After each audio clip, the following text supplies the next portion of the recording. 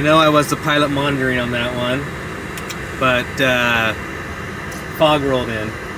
It's supposed to be clear, maybe just some forecast scattered fog, but by the time we picked up the weather, it was down to, I think it's lowest 600 RVR. Yeah. Which means if you're standing on the ground and you're looking straight ahead, you can see 600 feet.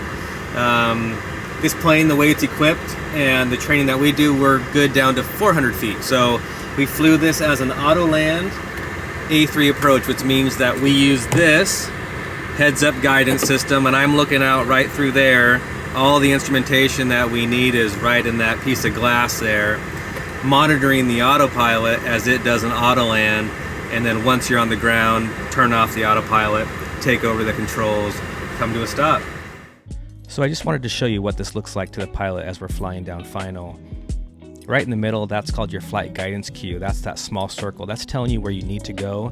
And then the pilot controls where the big circle is. That's called your flight path vector. And so as we're coming down, we can see right below your flight guidance cue, that's your radio altitude. So we're coming through 450 feet now. We're right on speed. Our target is 144. We're right about that. We're at 146, just slightly fast. So we make some small corrections there.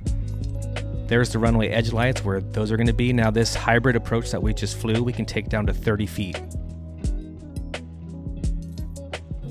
So you can see now we're coming down through about 200 feet radio altitude. Again, I'm just looking for 30 feet. There's 190, 80, 70, 60, 50. There's 30 feet runway in sight. Power comes back to idle, and we land. I think we both agreed that was probably about the lowest either of us have seen in actual conditions. We picked up the field about 50 feet above the ground. Yeah. So good to have this equipment, good to have this training.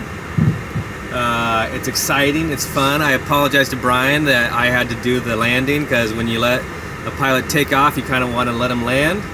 But that's kind of the nature of what we do here. It's more important to get these people in and on their way. So we just parked at November 20 here in Seattle. We're gonna switch airplanes and head out to Chicago. You can take the next leg, okay? I promise. Until we get there. Until we get there, then I'm gonna take the landing.